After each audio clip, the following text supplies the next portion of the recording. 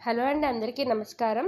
ఈరోజు నేను చెప్పబోయేది రియల్ హీరో. తండ్రి ప్రాణాలు కాపాడే ప్రయత్నంలో తన ప్రాణాలు కోల్పోయిన 9 ఏళ్ల అబ్బాయి. మధ్యప్రదేశ్లో జరిగిన యథార్థ ఘటన. ఉషారాజుకి 2 పిల్లలు. ఆడపిల్ల రమ్య, మగపిల్లాడు యష్. ఉషారాజు ఇద్దరూ చదువుకోలేదు, కానీ వాళ్ళ పిల్లల్ని మాత్రం బాగా చదివించాలని వాళ్ళ కోరిక. రమ్య 12 ఏళ్ళు, యష్కి 9 ఏళ్ళు. ఉష అక్కడ క్రాకర్స్ తయారు చేసే ఫ్యాక్టరీలో పనిచేసేది. రాజు వికలాంగుడు, కాళ్ళు లేవు. చిన్నప్పుడే పోలియో వచ్చి కాళ్ళు చతికిలబడిపోయాయి. రాజు ఆ ఫ్యాక్టరీ పక్కనే పాన్ షాప్ పెట్టుకున్నాడు.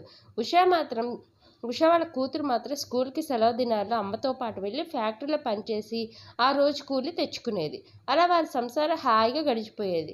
పిల్లలిద్దరూ బాగా చదువుకునేవారు. యష్ మాత్రం ఆటల్లో, చదువులో కూడా చాలా చురుగ్గా ఉండేవాడు. ఎటువంటిదైనా ఒక్కసారి వింటే చాలు ఇలాగే పట్టేవాడు. ఏకసంతాగ్రాహి. అందరూ యష్ అనేసరికి ఆ వయసులోనే అతని ప్రతిభను, చురుకుదనాన్ని చూసి మురిసిపోయేవారు. అతనికి చాలా బహుమతులు కూడా వచ్చాయి. యష్ వల్ల వాళ్ళ అమ్మా నాన్నకి సమాజంలో గుర్తింపు వచ్చింది. ఒకరోజు స్కూల్కి సెలవు అవడంతో ఉషా, రమ్య ఇద్దరు ఫ్యాక్టరీకి వెళ్ళిపోయారు. రాజు తన పాన్ షాప్లో ఉన్నాడు. ఉన్నట్టుండే క్రాకర్స్ బ్లాస్ట్ అవడంతో చాలామంది అక్కడి నుంచి తప్పించుకున్నారు.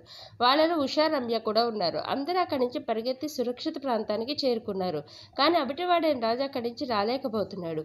అక్కడే ఆడుకున్న యష్ మాత్రం పరిగెత్తబోతూ తండ్రి అవస్థ గమనించి తన దారిని మరల్చి తండ్రి దగ్గరికి వెళ్ళాడు. తండ్రి ఎంత చెప్పినా వినకుండా కింద పడిపోయిన తండ్రిని అతి కష్టం మీద వీల్చైర్లో కూర్చోపెట్టి అది తోసుకుంటూ ముందుకు సాగాడు. కానీ కాంక్రీట్ ముక్కలు ఇద్దరికి బలంగా తగిలాయి. దాంతో ఇద్దరిని ఆసుపత్రికి తరలించారు. డాక్టర్లు తండ్రిని కాపాడగలిగారు. కానీ యష్ బ్రతకాలని మృత్యువుతో పోరాడినా లాభం లేదు. ఎంతో భవిష్యత్తు ఉన్న యష్ మాత్రం అనంత లోకాలకు చేరుకున్నాడు. మీకు మా వీడియోస్ నచ్చితే లైక్ చేయండి, షేర్ చేయండి, సబ్స్క్రైబ్ చేసుకొని నాకు సపోర్ట్ చేయండి.